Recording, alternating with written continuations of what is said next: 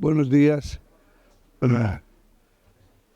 Bienvenidos a este 37º Seminario Internacional de Seguridad y Defensa que organiza, que lleva organizando 37 años la Asociación de Periodistas Europeos y que es posible merced a la contribución, a su patrocinio que hace la Secretaría General de Política de Defensa, Ministerio de Defensa, Indra, Ispasat, incluso en los últimos años la Alianza Atlántica, la OTAN, se ha sumado en alguna medida que agradecemos al patrocinio. Digo esto del patrocinio porque es que nosotros estamos siempre con ideas, pero las ideas luego tienen que traducirse en proyectos y los proyectos llevan consigo un presupuesto y si no hay nadie que sufrague el presupuesto, pues no hay proyecto, pasamos a otro. Porque la Asociación de Periodistas Europeos, no me voy a entretener, pues no es, como se decía antes, rica por su casa, sino que es una asociación de periodistas, es decir, de gente precaria y por lo general insolvente. Y no somos la COE, ni la patronal del seguro, ni en fin, otras cosas que ustedes pueden imaginar. Y por consiguiente tenemos que ser capaces de interesar y en eso dedicamos parte de nuestro trabajo a lo largo del año, conseguir interesar a quienes pueden patrocinarlo. Ahora, después de una larga travesía del desierto, ahora parecería que por lo menos en cuanto a convocatorias se refiere, estamos en un momento de plétora. Cada semana se celebran 15 seminarios de defensa, pero como ninguno. Quiero que lo sepan. Hemos conseguido convocar a agentes del máximo relieve de las Fuerzas Armadas, de la universidad, de la diplomacia, de los think tank, de los centros de pensamiento, y les vamos a escuchar con mucho interés. Y esto además sucede en unos días donde la coincidencia nos puede beneficiar para darle más relieve o nos puede hundir para pasar completamente inadvertidos, porque es el momento de la cumbre de la Alianza Atlántica. Y esto con un primer aliado, con un jefe de filas que realmente es una perturbación. Es un creador de incertidumbre. Imaginen ustedes, porque claro, aquí que lo que pasa es que lo que quiere ser Trump es Putin. Trump, su admiración es hacia Putin. Ustedes imaginen que lo que está diciendo Trump sobre Canadá, sobre Groenlandia, sobre Panamá y sobre otros asuntos, imaginen ustedes por un momento que eso lo estuviera diciendo Putin. Bueno, estaríamos ya todos metidos en una trinchera. Y lo está diciendo nuestro máximo aliado, para nuestro absoluto desconcierto. La alianza es una alianza defensiva, la Alianza Atlántica. Pero, queridos amigos, ¿qué defendemos? Estamos defendiendo nuestros principios, nuestras libertades, nuestra democracia, nuestro modo de vida. ¿Y quién lo amenaza? Pues ahora mismo lo amenaza Vamos a ver hasta dónde llega esa amenaza. Los propios Estados Unidos empiezan a ser una amenaza y no el líder de nuestra defensa. Vamos a ver si hacemos un ejercicio de doma, vamos a ver si hacemos un ejercicio de inteligencia sintiente y vamos a ver si restablecemos la confianza, que es siempre la base de cualquier alianza. Bien, muchas gracias y doy la palabra al director general de Política de Defensa, el teniente general Fernando López del Pozo. Adelante. Muchas gracias, Miguel Ángel. Buenos días a todos y a todas. Tengo que empezar agradeciendo la oportunidad de hablar aquí hoy y, como he mencionado hace un momento, la buena idea de perseverar, de continuar con estos seminarios que día a día van construyendo poco a poco y precisamente con esa constancia pues una cultura, un ambiente que hace que se mire como se tiene que mirar a la seguridad y a la defensa, una parte esencial de lo que es el bienestar de las sociedades y también, por supuesto, de la nuestra. Así que muchas gracias a la Asociación de Periodistas Europeos y a ti en particular, Miguel Ángel. Y te felicito, si me lo permites, por el título. El título me parece especialmente bien pensado. Incertidumbres y percepciones. Sí, incertidumbres y percepciones, que son dos palabras que están completamente ligadas a los conflictos, y no solamente eso, sino que forman parte del imaginario español. Y lo están en el imaginario español como mínimo desde el siglo XVI, cuando ya Cervantes escribe en su famosa obra, hablando de la incertidumbre, le hace decir a Don Quijote: calla, Sancho, que las cosas de la guerra, más que otras, están sujetas a continua mudanza. Y es exactamente así, esa es la incertidumbre. Pero si hablamos de percepciones, estamos exactamente en las mismas, porque el mismo libro, un poco más, unas líneas anteriores, en esta misma aventura en la que nuestro caballero es volteado por un molino, le dice en este caso Sancho a Don Quijote: mire vuesa merced, que aquello que allí se parecen no son gigantes, sino molinos de viento.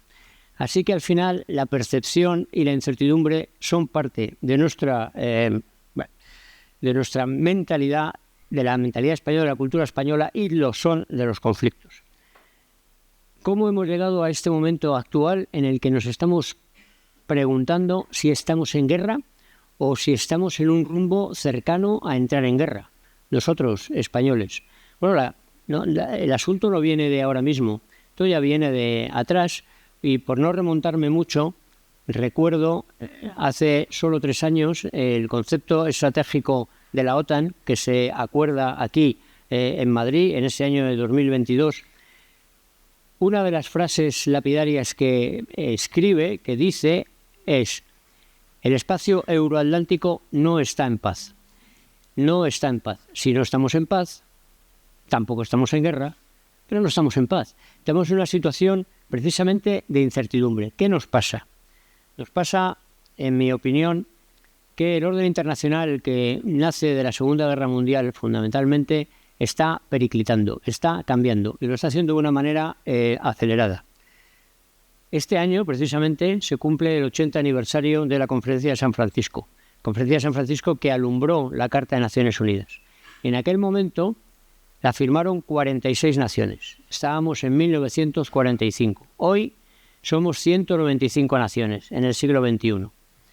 Resulta evidente que aquellas naciones que firmaron la Carta y asistieron a la Conferencia de San Francisco no han sido capaces, o no han sabido, o no han podido hacer evolucionar el sistema para adaptarlo a la realidad.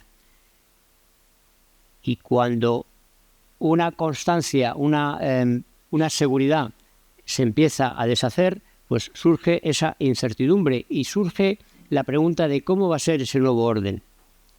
Bueno, yo claramente no lo sé, Pero sí veo pequeños atisbos, pequeñas iniciativas, o pequeñas o grandes más bien, iniciativas que nos dan una pista. Vemos claramente una tendencia a que surjan potencias que podríamos llamar revisionistas del nuevo orden, ¿no?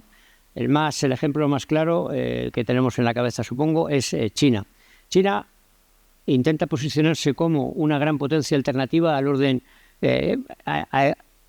actual, viendo que hay un orden fragmentado. La oferta china básicamente es pasar del desorden en el que estamos por la competencia agresiva entre las grandes potencias a otro orden que estaría guiado por el pragmatismo y por el respeto a la soberanía de los otros.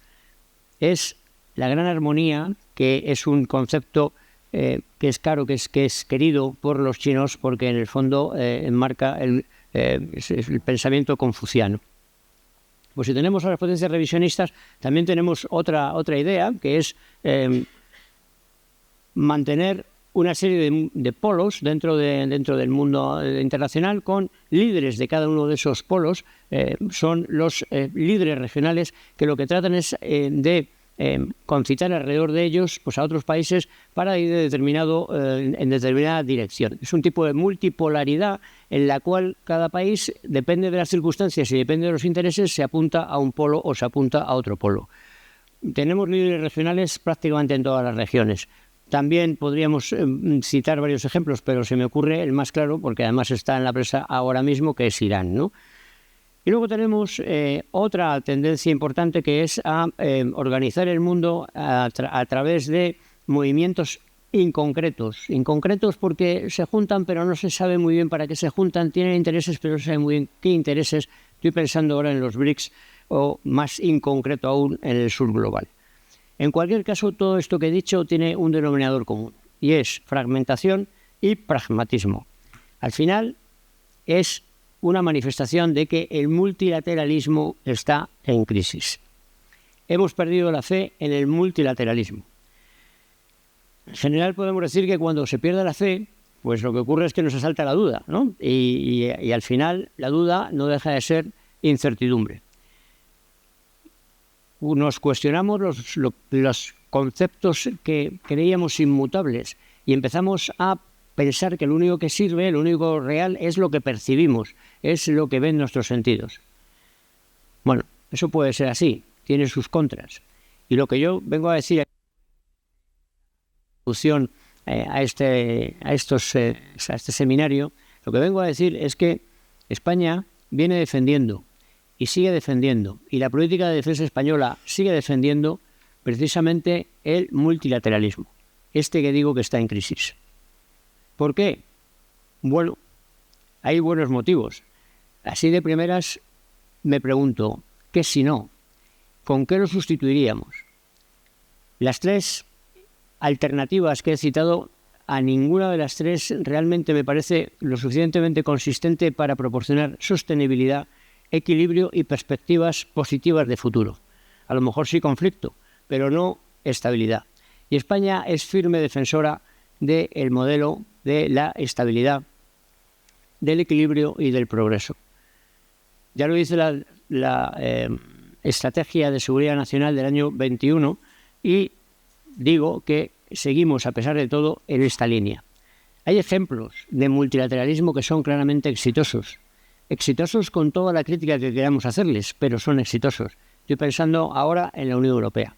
La Unión Europea, que quizás deba de ser reforzada, seguro que tiene que ser reforzada, pero está ahí, es un proyecto común de unos estados democráticos que pretenden precisamente crecer juntos para beneficiar fundamentalmente a sus sociedades, a sus ciudadanos. Borrell, en un artículo de la Revista Española de Defensa del año 24, decía: Europa enfrenta ahora un momento Demóstenes, en referencia al gran político griego que movilizó a sus conciudadanos atenienses contra el imperialismo macedonio allá por el año 2400, hace 2400 años. Bueno, la Unión Europea es un proyecto multilateral y es un proyecto que sigue teniendo futuro.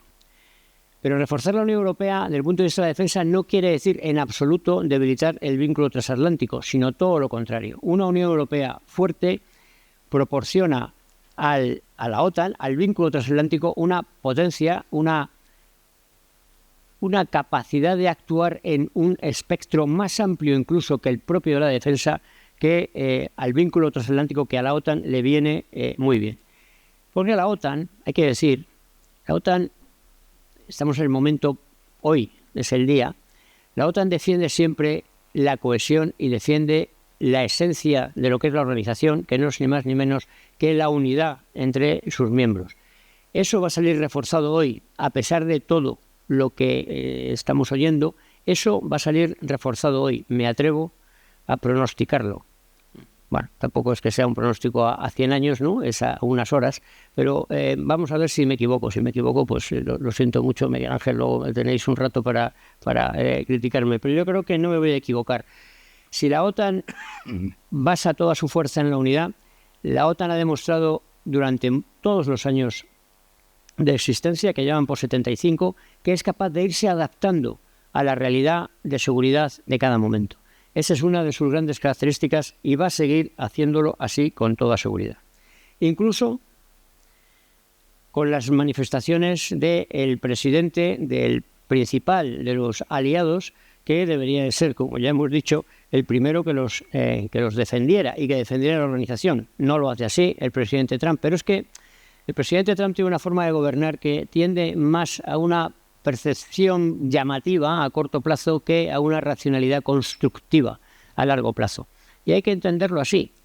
Si bajamos de su nivel, comprobamos que los intereses de seguridad de Estados Unidos siguen siendo coincidentes en un tanto por ciento elevadísimo con los intereses de seguridad de los europeos y de España en particular.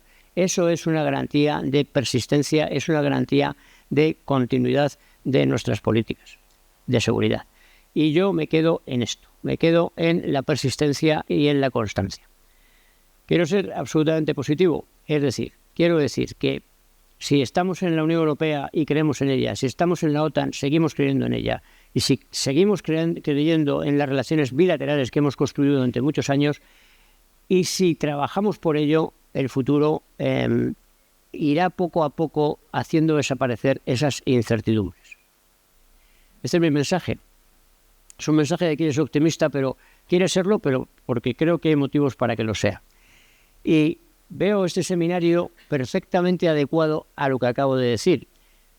No tengo ni idea, porque no lo hemos hablado, Miguel Ángel, de si has pensado el programa con esto que voy a decir ahora o no, pero yo lo leo y veo 2 días perfectamente diferenciados. Hoy es el día de las dudas y mañana es el día de las esperanzas. Yo hoy leo el programa y veo, que habla de desinformación, habla de percepciones opuestas y habla del culmen de la aparente volatilización del sistema precisamente por el presidente de la nación que lo creó y lo mantuvo durante décadas. Muchas dudas. Pero mañana es el día de las esperanzas, porque es el día en el que se va a hablar de una unión política fuerte, que es la Unión Europea. Se va a hablar de la OTAN como una organización de seguridad y defensiva y que mira a 360 grados y que mira al sur y que atiende a la seguridad, al caso particular de seguridad de cada uno de sus aliados. Y sobre todo, y eso es lo que quería subrayar ahora, una OTAN que nace como organización para poner en marcha el Tratado de Washington de 1949, que hay que leer otra vez, que hay que leer en su preámbulo para saber para qué se crea la OTAN. Y la OTAN se crea para salvaguardar la libertad, la herencia común y la civilización de los firmantes, de los pueblos de los firmantes. Y basa toda su organización, la basa en los principios de democracia, de libertad individual y de imperio de la ley. ¿Estos valores están caducados? Pregunto. Pues yo creo que no. Yo creo que tenemos que seguir defendiéndolos porque son nuestros valores. Eso es lo que es la OTAN y eso es de lo que se va a hablar mañana. Y estas ideas básicas hay que tenerlas bien claras. Bueno, pues mañana no solamente se va a hablar de organizaciones fuertes, también se va a hablar de futuro, también se va a hablar de conceptos como la inteligencia artificial o como al final los retos que tiene la defensa desde el punto de vista ya práctico del Ejército de Tierra, supongo que por parte del ponente. Así que 2 jornadas interesantísimas para comprender mejor la realidad, los tiempos de cambio, la importancia de las percepciones y, en definitiva, enfocar un poco mejor el mundo en esos tiempos de cambio que, como todos los tiempos de cambio, son tumultuosos, pero en el que tenemos que tener claros unos principios que nos van a dejar progresar en el camino adecuado. Aquello de que si estos principios no le gustan, tengo otros, bueno, es un buen chiste, ¿no? Pero al final los valores están ahí y esos van a pervivir. Yo termino agradeciendo a todos los presentes que ya demuestran un interés precisamente por seguir trabajando en lo que es seguridad y defensa, lo que es la defensa de una serie de valores. La defensa, la seguridad, la disuasión no se nos viene dada. Hay que ganársela día a día. Y además es un trabajo de todos, no solamente de los ministerios de defensa, no solamente de los militares, en cierta forma ni siquiera principalmente de la del Ministerio de Defensa o de las Fuerzas Armadas. Miguel Ángel, muchísimas gracias por la oportunidad y gracias a todos por estar aquí.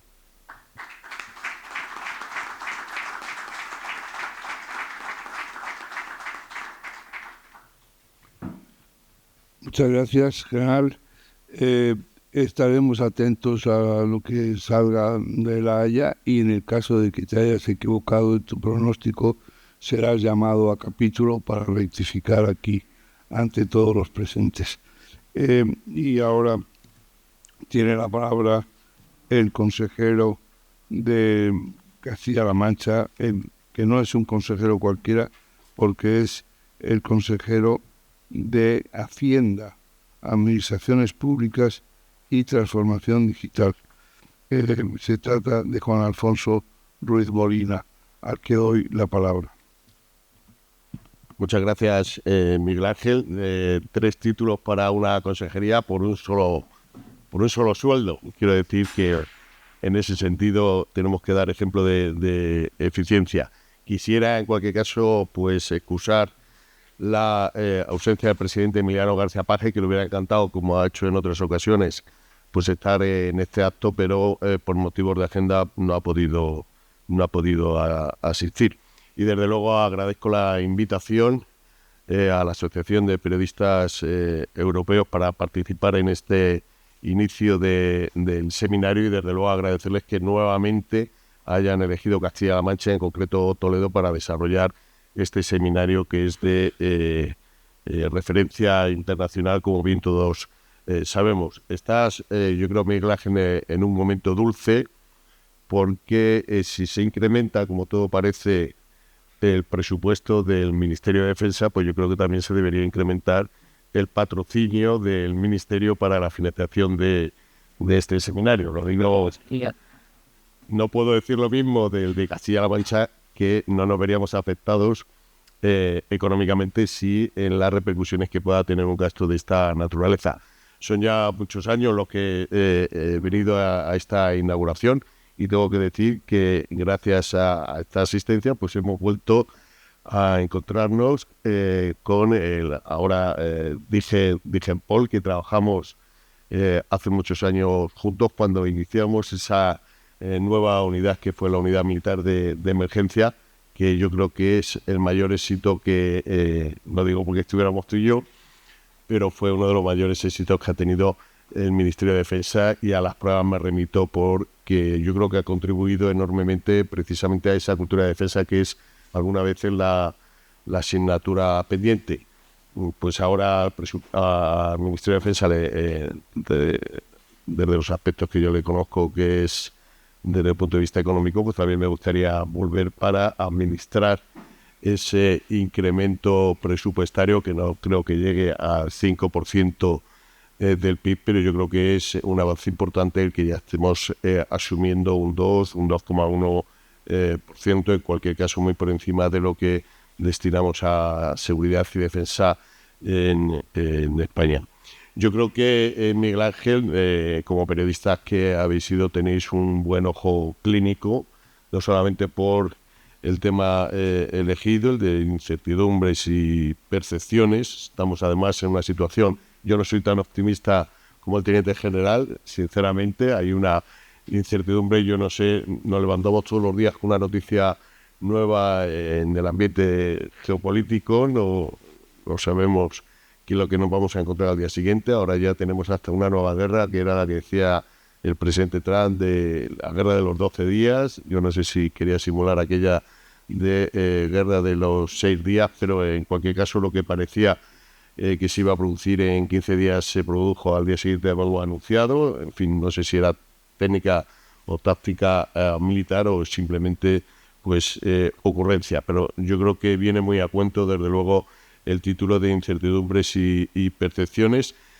y no sé si la fecha elegida también ha sido aposta, el que coincidiera este seminario también pues con el desarrollo de la cumbre de la OTAN que se está celebrando en La Haya. Lo cierto es que si hablamos de incertidumbre, yo desde luego como consejero y humildemente no sé lo que va a ocurrir en los próximos días, en los próximos meses. Ya incluso hemos dejado de hablar sinceramente de la guerra de Ucrania, que también fue uno de los motivos que se estuvieron discutiendo en este seminario. Hablamos poco ya de la guerra de Gaza por Israel, y ahora estamos en otra, que es Israel con Irán y la participación de Estados Unidos y con las repercusiones, no sabemos todavía cuáles, que puede tener en el ámbito económico.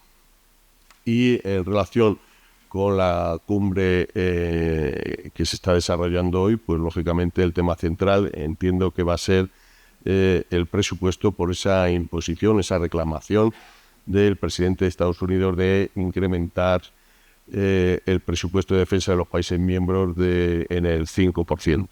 Hace 6 años hablábamos de esta misma ocurrencia, en este caso del presidente Trump en su primer mandato, porque amenazaba con retirar a Estados Unidos de la OTAN si el resto de los países nos destinaban el 2%, etcétera. Ahora hemos pasado del 2 al 5%, que es también lo que me gustaría a mí, que se incrementara el presupuesto de la Junta de Comunidades de un día para otro, es decir, más que duplicarse. Yo creo que vosotros lo sabéis bien. Yo no sé si tiene justificación técnica o no la tiene.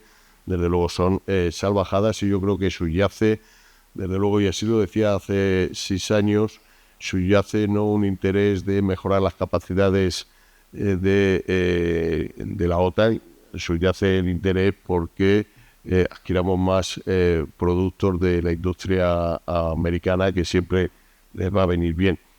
Y decíamos además en ese momento, lo hace 6 años, cuando criticábamos esa decisión, al menos la crítica que yo hacía es que se estaba pensando exclusivamente en términos económicos, y decíamos también que era muy importante el que si tuviéramos que incrementar el presupuesto de defensa, pues lo destináramos a desarrollar al mismo tiempo una industria europea de defensa, y desde luego, si hablamos de industria europea, yo también en ese momento estaba pensando en una industria española que pueda competir pues con nuestros grandes, me permite la redundancia, competidores, como podía ser Francia y Alemania. Y en ese sentido yo creo que sí que se están dando pasos importantes en hacer o intentar conseguir, pues al menos desde España, pues un campeón en materia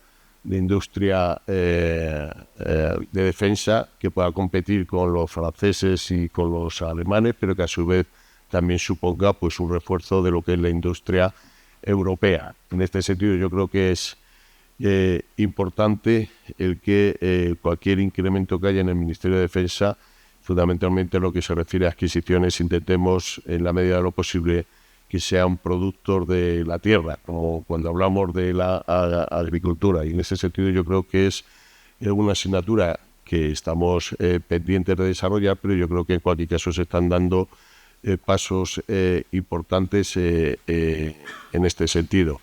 Y cuando decíamos también, porque viene muy a cuento, de que si la política de adquisiciones del Ministerio de Defensa debía nutrirse de proveedores europeos, decíamos también, bueno, pero que haya interoperabilidad también con la industria americana, que todo es compatible, ¿no? La bilateralidad, la multilateralidad, pero también, desde luego, el beneficio, y yo creo que es importante ponerlo de manifiesto también, el beneficio que la industria de defensa tiene para la economía.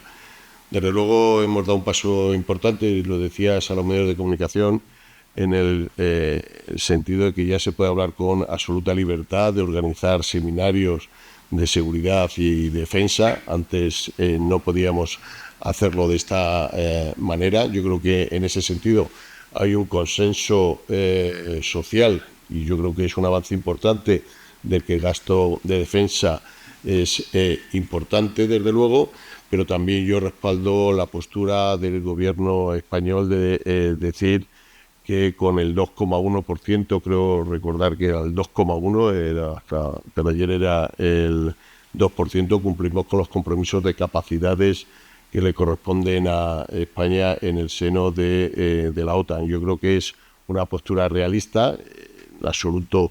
Creo que nos quedamos solos, no sé si hay algún país que tampoco quiera suscribir el acuerdo del 5%, pero desde luego sí que somos conscientes de que aquellos o a países importantes desde el punto de vista económico que han manifestado, desde luego que están dispuestos a llegar al 5%, sabemos de antemano, yo creo, por ser realista y conocer también las finanzas públicas, de que es algo imposible desde el punto de vista presupuestario, incluso también imposible por las reglas fiscales que nos hemos impuesto en la Unión Europea en relación con el déficit, con el gasto, el incremento de gasto que podemos asumir. Y es verdad que se hablaba de la posibilidad de liberar de esas reglas fiscales el gasto de defensa, que a mí me parece adecuado. También he defendido que había que liberar de esas reglas fiscales pues todo lo que tiene que ver con la transición verde y la transformación digital, que son políticas tractoras también en el seno de la Unión Europea, pero parece que al menos en lo que se refiere al gasto de defensa pues existe cierto consenso también de fórmulas, no sé, de escape, creo que es cláusulas de escape para no tener que estar sujetos a esas reglas que en el seno de la Unión Europea también nos hemos impuesto. En cualquier caso, existe consenso, desde luego, social, de que hay que incrementar la seguridad y el gasto de defensa, y yo creo que desde los que trabajáis en el Ministerio de Defensa eso es un triunfo, ¿no? Es decir, que por fin podemos afirmar que es bueno incrementar el gasto de defensa. Desde luego es necesario un pacto, aunque no se dan las condiciones, desde luego políticas, un pacto de Estado para que como país y no como partido o como gobierno decidamos incrementar ese presupuesto, incluso poniendo sobre la mesa a qué otras partidas se les podría afectar.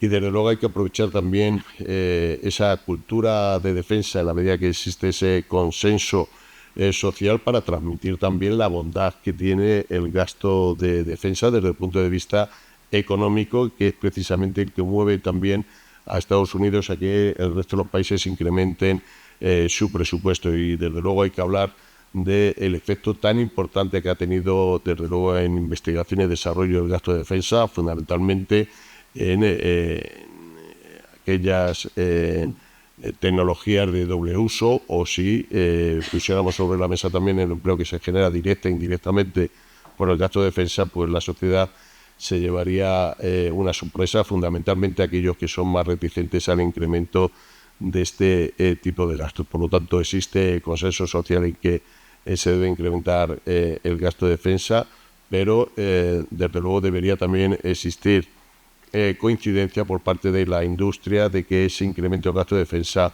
pues se quede no solamente en España, sino también en el seno de la Unión Europea, y desde luego pues limitar la dependencia que en materia de defensa y seguridad tenemos con Estados Unidos. Por lo tanto, un momento, si me permiten la expresión, dulce para aquellos que estáis al frente de la seguridad y de la defensa en España, un momento dulce para la Asociación de Periodistas Europeos en su sección española, en la medida que estoy seguro que vais a incrementar los recursos de patrocinio que os puede dar el propio Ministerio, y desde luego agradecer en cualquier caso pues seminarios como este, en el que desde luego yo creo que es importante, luego con las publicaciones que hacéis, para saber o trasladar a la sociedad en qué lugar estamos, hacia dónde nos dirigimos y cuáles son las soluciones que desde el punto de vista de la seguridad y de la defensa podemos aportar o se pueden aportar para preservar precisamente la libertad, que es la base de las democracias avanzadas como es la nuestra. Por lo tanto, y para finalizar, les deseo los mayores éxitos en cuanto a las conclusiones que puedan obtener a lo largo de esta jornada. Y Miguel Ángel, yo creo que todo es compatible. Yo creo que Toledo también se merece el que tengan un rato de, iba a decir diversión, de asueto, para que aquellos que no la conocen puedan conocer una ciudad que además es la ciudad de las tres culturas y que es precisamente la que más historia tiene, precisamente lo que es negociación y convivencia, que es en definitiva a lo que os dedicáis en el Ministerio de Defensa y a lo que se dedican desde luego los países que están integrados en unidades que tienen por objeto preservar precisamente esa libertad para garantizar la democracia. Muchas gracias.